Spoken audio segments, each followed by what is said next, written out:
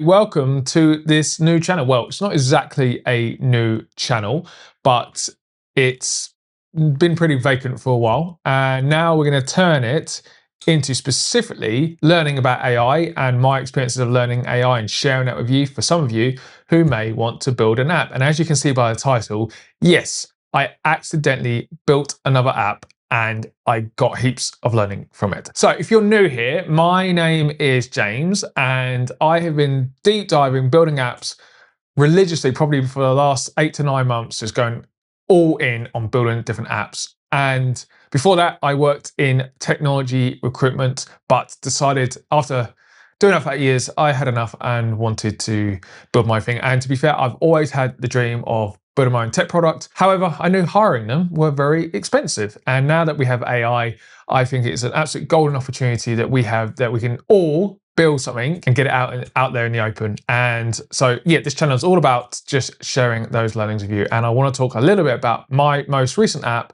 which is Publio. Okay, and so why I'm making this video is exactly for you who's looking to build maybe your first AI app. Now, this isn't my first AI built app, and I never expected to build this particular app, but it came about by literally solving my own problem that I had when it came to finding and creating content ideas. And I learned so much in this app, more so than I have on my other apps. So I've built a few apps now across one at least, if not two, across the mobile space, and a few web apps, including AI voice agents and sending that through to the dashboard for recruiters. But I never intended to build this app. And this app was, again, it was purely because back end of last year, when I was building these apps, I was realizing that I had no distribution. I was at the point of November last year. I think I had about 350 followers on Instagram and maybe 120 on TikTok. And I had like 10 people on my email list. And if you look at now, you can see that I've got close to 12.8K on TikTok, nearly 27,000 on Instagram, and it was all thanks to this app. So yes, the reason Publio was built was because I struggled with finding, not only finding content ideas, but when I would find content ideas, I'd then have the workflow across like 3 tools like Notion, Notes, and it was just in a mess. And I was like, okay, I need to find a workflow for me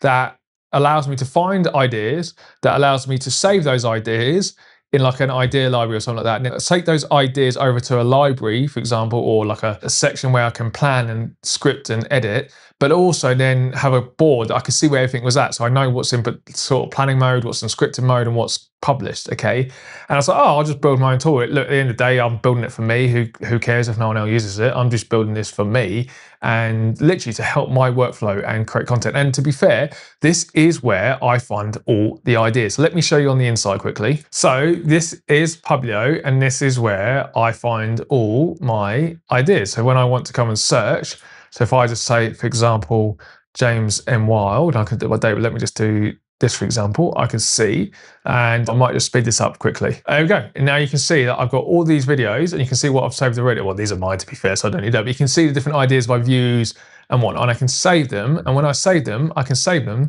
to my idea library. And then I also take them to my content calendar and my production pipeline and script them in. So if I look at this, let's just say this was just some testing I was doing. So if I do this, I don't think this one's got a script at the moment. So if I was doing this, what also happens is I get the transcript and the script, and then I can edit using this as a reference. So this is exactly why I built the app, but there was a lot of lessons along the way. To start off with is planning.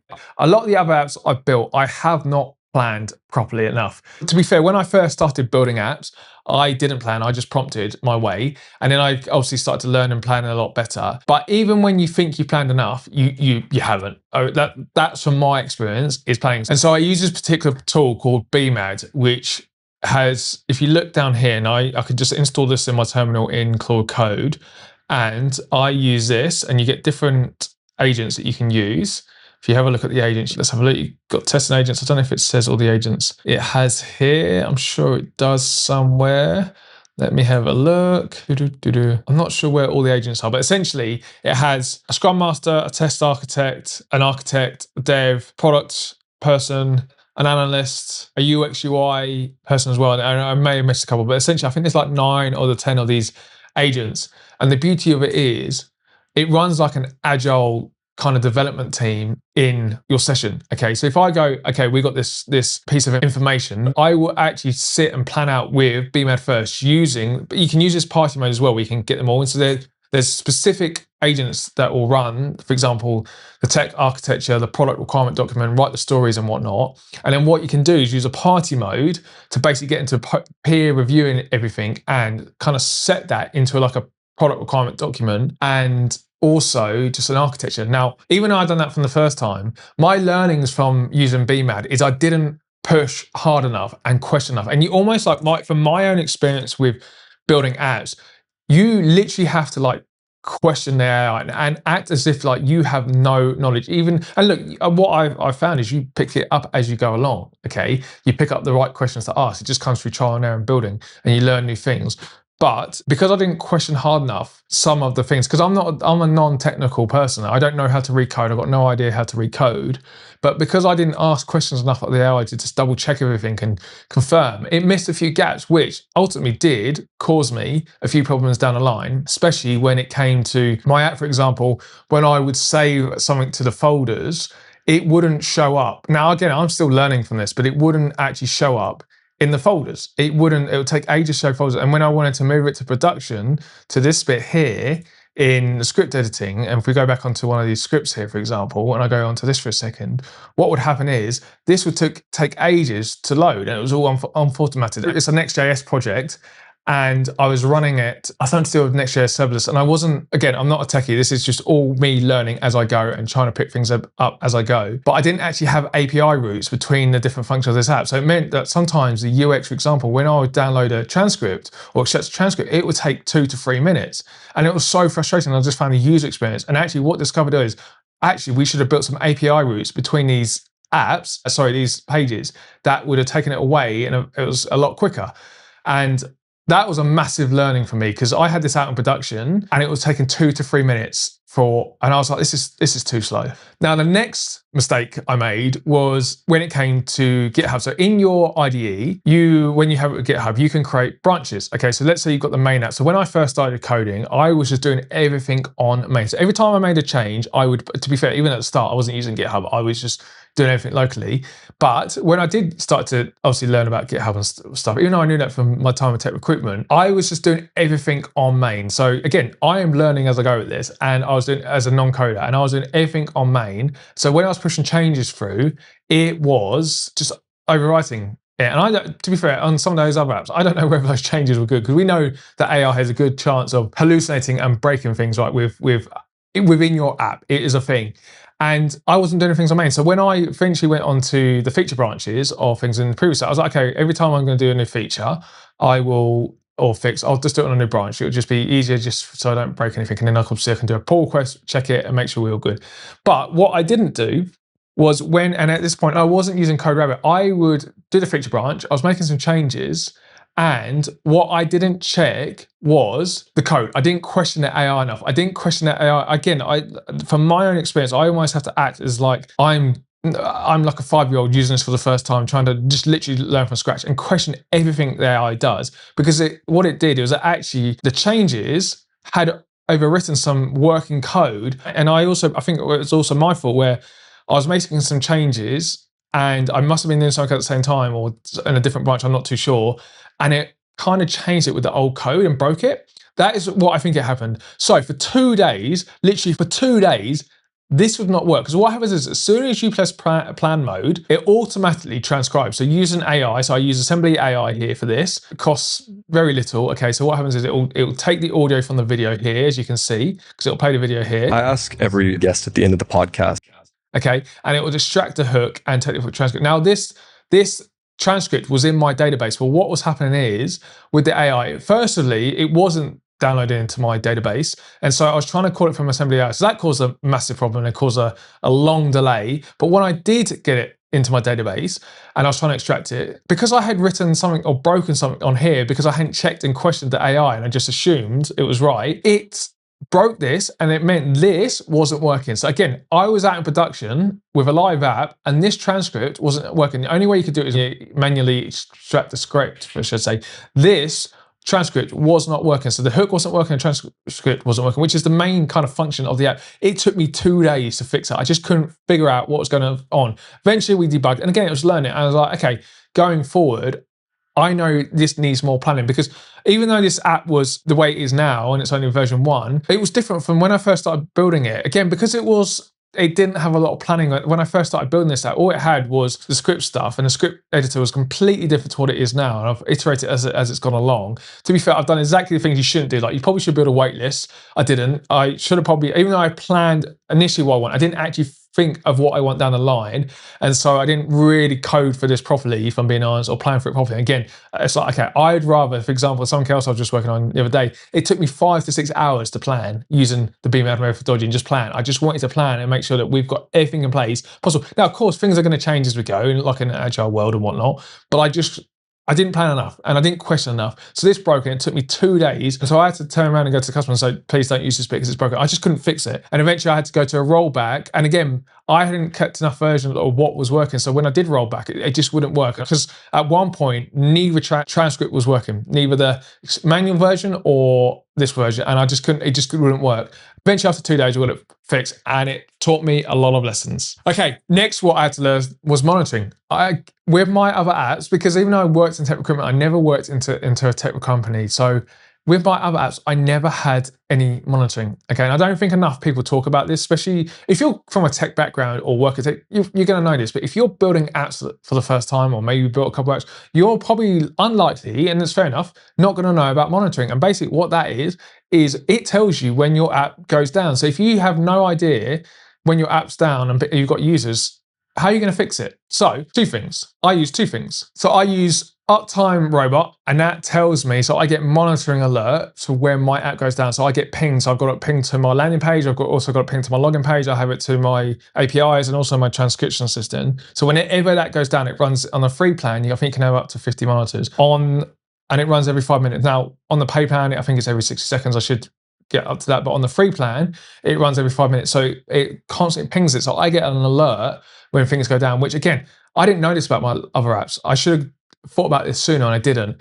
But once I got this in place, now I could tell when my app goes down. And it has, like, if it goes down, I get an alert from both email and on my app on my phone that tells me it's gone down. Right, I can get straight onto it and fix it. So in place, I also use Sentry. So this tells me as well as when it goes down, but also the codes and stuff like that. So if I log in for a second, actually I can't log on this browser because I'm on a different browser than normal, but this tells me when code breaks and it gives me the error. So again, I can just take that straight to my Claude Code sessions and get it fixed pretty quickly, all being well. So I wish I knew about monitoring earlier. Okay, and then something I hadn't thought about was Code Rabbit. Now, for any of you that code with AI apps, you'll know that your apps will likely break, and no matter how good Claude Code is, it will produce code that can cause some security risks or just not right. And even though I had come across Code Rabbit before, I barely used it. And I don't know, I just trusted Claude Code. And I'd also do a code review in Claude Code. But again, it's its own model. Like, I really needed a different model. And I don't know why I started using it. And I kind of use it at the back end of my project. So with Code Rabbit, I think you can use the free plan. You get a certain amount of reviews you can do in a certain time frame and whatnot. And obviously if you pay for the price, I think if you go for the better option, it's $24 a month. Yeah, I never used it at the start. And then I don't know why I decided to suddenly start using Code Rabbit, but I did. And it started to realize that although Claude Code, and I'm on the max plan, like $100 a month plan, and I haven't run into any limits with it so far, I was probably using one of the best coding tools there. It still had bugs and security risks, and just putting code in production that was bad. And so I actually think of my app before as like, okay, I probably should have used this sooner. Actually, before I went into Code Rabbit, I actually got a full code review because I do have access to Codex, and I'll go into that in another session, how you can kind of use Codex. I found this recent tool by coming across a YouTube video, which I'll share in another video, but you can actually use the 2 tools in parallel, and I can see and do a code review. So I actually did a kind of an audit before I did that anyway. But now going forward, I use Code Rabbit because every time I create a pull request, Code Rabbit will review it and tell me it's good. And probably 9 times out of 10, there is something, especially if you're coding with a lot of stuff. When it's minute things, it's normally pretty good, but there's normally 1 or 2 things that need fixing. So I kind of get Code Rabbit to review it, take those over to Claude Code, get it fixed, and then review it again, and it's fine. I will not develop without this anymore. And I know there's other tools out there. I'm not quite sure what they are, but this is the one that I've come across and used.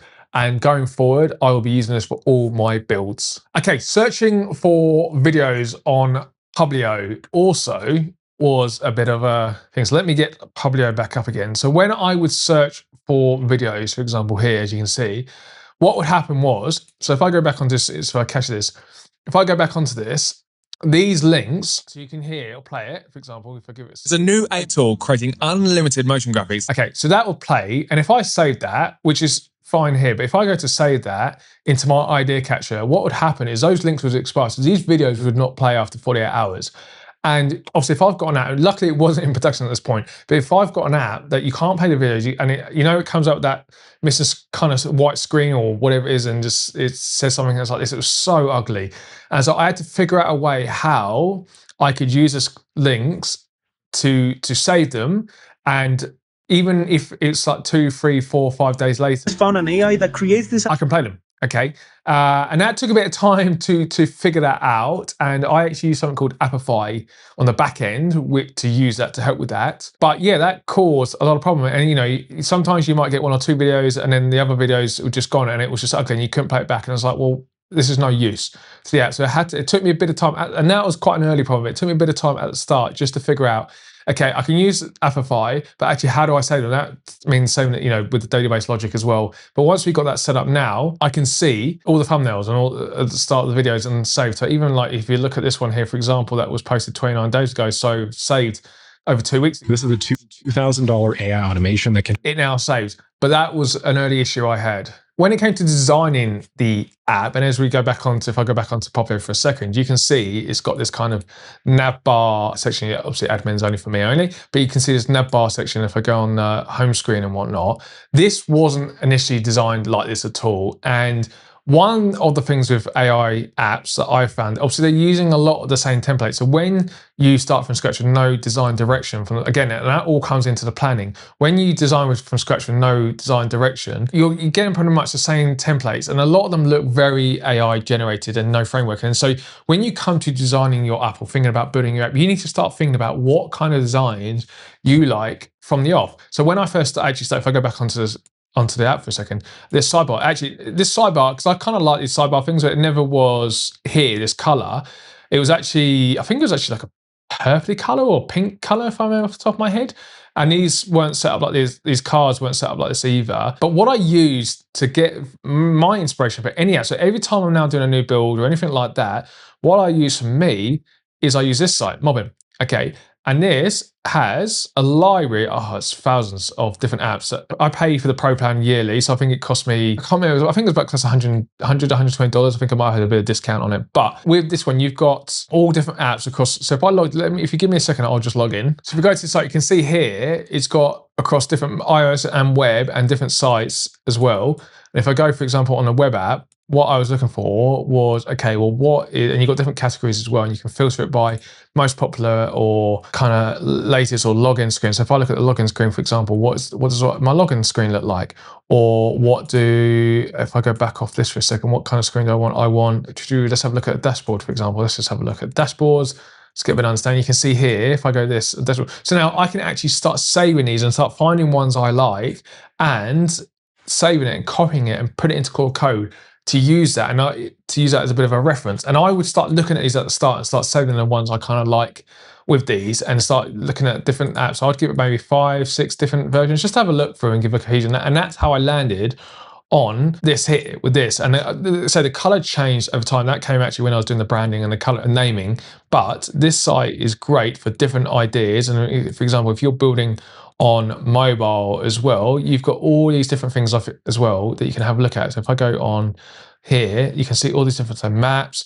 You've got so much, so if you're building a fitness app or anything like that, so many screens that you can reference, or you can search. For example, if I go, actually, I want to search Airbnb and not that. If I want to search, because I quite like Airbnb, you can, both on web and mobile, I can actually now look at this and go, okay, I like this. I kind of like this. I want to copy the layout for this, for example, or this, for example, and you just copy that and save that. So start thinking about your design ideas. Well worth the money. This is the best site I've used in terms of finding ideas for designs and look, don't be afraid. You know, stealing like an artist is the best way. You don't need to reinvent the wheel. Find concepts you like, maybe get a blend of them and give them to the AI. And that's how I got to, as I said, this is how I got to where I was with Publio. Oh, sorry, not Codo. Got to Publio. And actually, if I show you something in a second, if I log out of this for a second, I go back to log in, you can kind of see their login screens like this with the moving things here.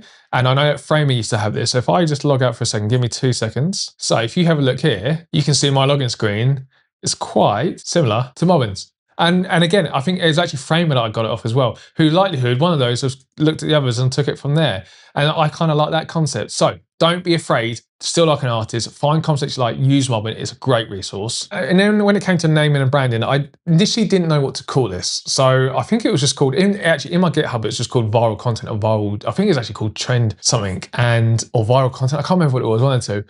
And I had no idea of a name for it. I didn't want that to stop me. I didn't focus too much. And even when it came to designing the logo, I really struggled. I used some AI generators. There's one tool. So if I go back to this for a second, let me just start a new tab for a second on this. And I go to Love Art. Oh, you can't see that, can you?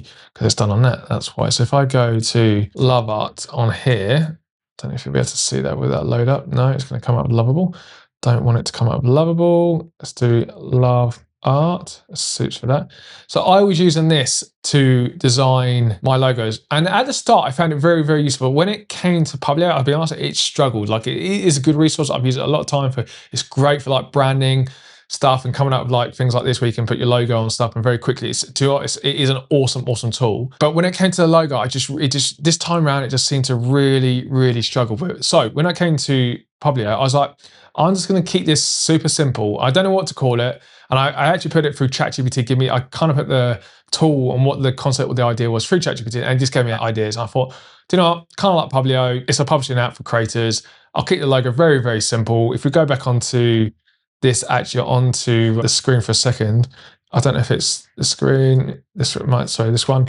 You can see, second, if I actually go on to the login, give me a second. As you can see, it's just a simple kind of, almost like the Instagram square about them missing it all. Super simple. I was like, do you know what, the name of the branding, it can change. Like it's not, I'm not, you know, I just like simple, minimalistic kind of stuff. It can change if it needs to, but don't get too hung up on that stuff. But yeah, use, like Love Art is a good tool to initially start. That's where, to be fair, whenever I come out with anything new from a design point of view, I will start off using Love Art to kind of give me an initial design and concept. I know ChatGPT image, I have tried Nano Banana Pro as well. In Hicksfield, I know there's a new ChatGPT image one, but this is the one I tend to go to initially. I think they have Nano Banana Pro and stuff in here as well, but try not to, the branding is obviously important, of course, but you know, the key thing is you're getting your app out.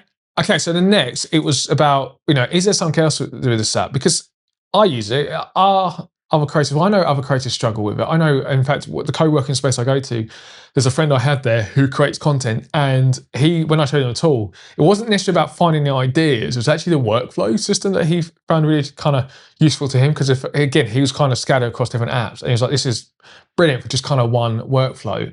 And plus, obviously, you can find ideas. But I'm like, I know other creators struggle for ideas. I know trying to, you know, for 2 years on Instagram, I was struggling with finding. I think when you come to Instagram creating content, you try and reinvent the wheel. Honestly, everyone feels like an artist. It's copying everyone. And once I was like, I know that I've got this problem. And so look, my mindset with it, if no one else uses it, who cares? I use it pretty much every day for my workflow. So I was like, I don't really care if no one else uses it, but I also know that other people have the same problems. So I was like, yeah, absolutely, I can use this. What else is potential for this app? And that kind of leads me into where the next kind of features go to. So if I just go back onto the app for a second. So when I first started off, it was just a few search, save, folders, script. But now you can see here, I've got this automated Kanban board. Obviously, there's a few test things going on here, but where I can actually, as soon as I change things in my script mode, I can change it. It will automatically update, and I can move it up into, look, there's an error here. I can even see there's an error here, right here. I've only just noticed that right now. A little bug, cool, I've got to go and fix that. That's the whole point of it. You've got to be comfortable that are going to ship things that probably going to have a bit buggy and errors, but that's fine. Like it's gonna, like if you notice down these numbers here, most of the stuff you use, well, this will probably update to like 10, 13, 40, or these little features here update. Things are always changing in software. That's an error I've got to go and fix because I didn't know that until that, to be fair. But basically in the script, when I save it in the script, this automatically gets updated. So this automated updates from selected when I select it to scripting to scheduled to publish. And then I can obviously, well, not obviously, but I can save it. So once I've done that, I can archive it, and that'll go into my archive folder in a second, as you can see. Not that one. If I go to here, you can see it's in my archive folder, and I can archive things. Okay, so let's just refresh that to make sure it's come through. I think it has, should done anyway. So I can archive that now and then save that. And that was, so it's all kind of automated. If I need to go back into this and go, actually, do you know what? And I've done it by month. So if I just go January, I don't know if I've updated this recently, but let's go, right, I want to move this back. I can just move this back to a section, give it a second, it should refresh it and it comes through. And so that was a new feature. And then it was a case of the, this changing the script editor, because this script editor wasn't actually initially, like, so there's actually a different kind of script editor on the, if you're just creating a new script, for example, and this wasn't initially like this. And there's a new feature I'm looking at, following users. So I kind of start to adapt that now, so I don't want to overcomplicate it. And I purposely stayed away from AI writing, because it's like, I actually want people, the point of it, especially now with so much AI written stuff, is actually how can we get better as content creators of creating content writing. So I purposely stayed away from the AI writing. The only AI this uses is a transcript, and that is it. And look, I'm not saying it won't ever, but for now it won't. But there's so many possibilities as well. That is an app that I accidentally built, but now it's out into the wider market.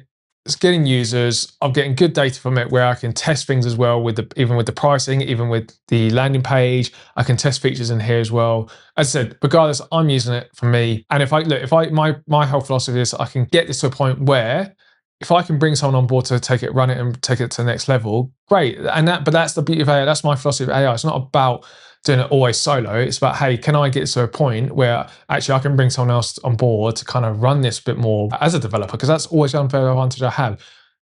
Always all the unfair advantages I have. But anyway, look, I just want to say, obviously, thanks for watching to me today. If you like this type of video and you're trying to build your own AI app for the first time, or build others, new kind of maybe 1 or 2 apps in, and you want to build more, definitely subscribe, because there's definitely going to be more content about my learning journey as I go through AI. And that's to be fair, all this is come from learning from others, and I think that's the beauty of it. But if you want a little bit more guidance, in the link below, there is my new school community that I have, that I actually help other people build apps. And I'm going to actually do a video of the full breakdown in that as well, and actually a bit more guidance in there as well. And there's also some free resources for another one as well. But for all intents and purposes, you want a bit of help, click the link. And otherwise, I look forward to seeing you on the next video.